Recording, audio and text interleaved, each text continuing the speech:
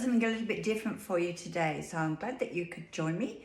We're going to make cheese. So I don't know if you're one of these people, as I have been, who've looked at some of their cheese making courses and think, oh yeah, I'd really like to do that.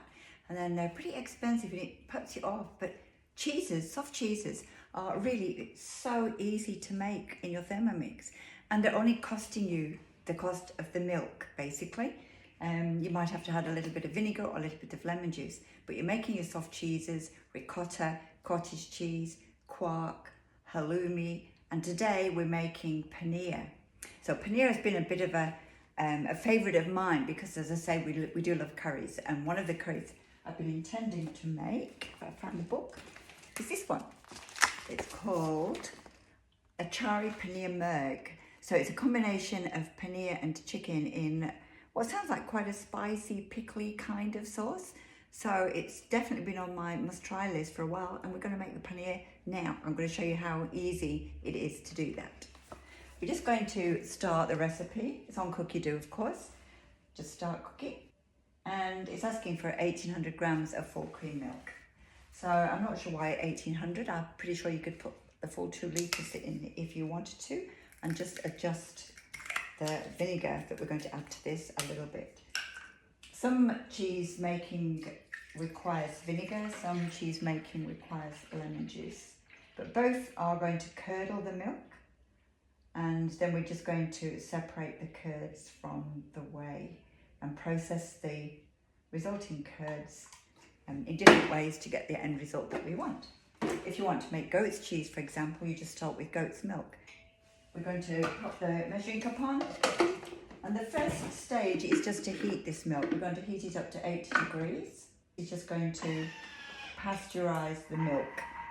It's already pasteurized milk, but it just wants to heat it to make sure that there are no potentially harmful bacteria when you start with the milk. Okay, so the milk's reached the temperature that we want, and you can stop it as soon as it hits 80 degrees. Just going to go next. It's telling me to put a small bowl on the lid and to weigh my white vinegar, which I've already done. I've got my white vinegar weighed out here already. And then without the measuring cup, we're just going to let it heat for 5 minutes at 80 degrees, turning the speed to 1. And we're just going to slowly pour this vinegar in through the hole in the lid. This is going to start the milk curdling, and then we're going to be able to separate those curds from the whey. Don't throw the whey don't throw the whey away. You can use the whey in all sorts of things. You can use it in baking, in making curries and smoothies and things like that. And although we're adding white vinegar, it really doesn't have that much of a vinegary taste. So the paneer that we're making today is very good nutritionally. It's got lots of calcium, it's got the protein. And one tip, if you want a slightly firmer paneer, is to use a little bit more vinegar. So the recipe calls for 50 grams of white vinegar, but if you want it a little bit harder, then just up that to between 60 and 70 grams of white vinegar, and your paneer will be just that little bit firmer, which is maybe optimal in a curry. You know, if you want it for eating, maybe a little bit softer is good. Okay. So it's done. Line the simmering basket with a milk blanket. I've already done that. So I'm not sure that you'll be able to see this without me throwing it all over the floor, but there you go. There's a very clear sort of liquid, and the curds are towards the bottom, a little bit heavier. So what I need to do now, I'm just going to move my Thermomix back. And certainly having one of the new glide boards makes that really easy. We're just going to put the curds and whey through the simmering basket, which is lined with a nut milk bag.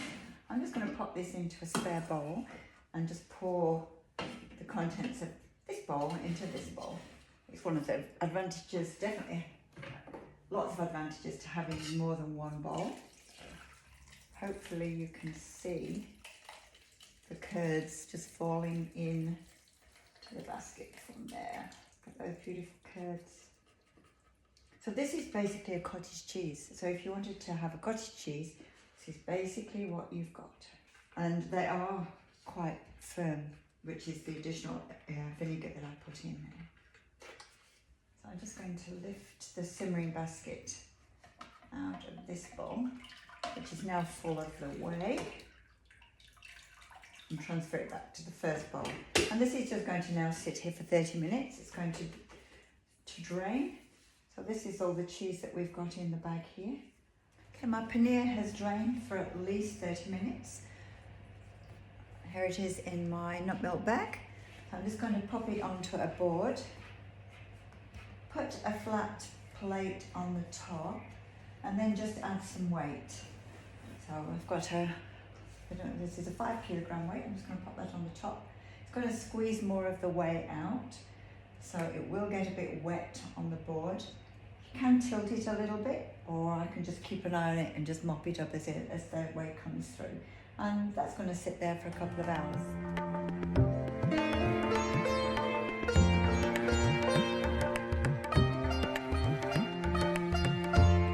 Just a reminder that this is still a gift with purchase this month, along with the oval thermo server, this beautiful black one, which really complements the curries when you put this on the table with your really colourful, rich sauces.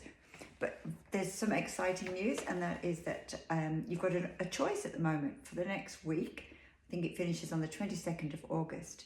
You can either choose your free gift of the cookbook and thermo server, or you can bundle a 50% off Avana pizza oven, which is just amazing. I have one. I was able to earn one as a consultant. We get lots of opportunities to earn things on top of our commission, and we really love our Avana pizza oven. You don't just use it for pizzas. You can cook steaks and kebabs, naan bread for your curries, and with Father's Day coming up, if you've been considering getting yourself a Thermomix but hubby is not sure, why not, do a his and hers. You have the Thermomix, let him have the pizza oven. Sounds like a great deal to me.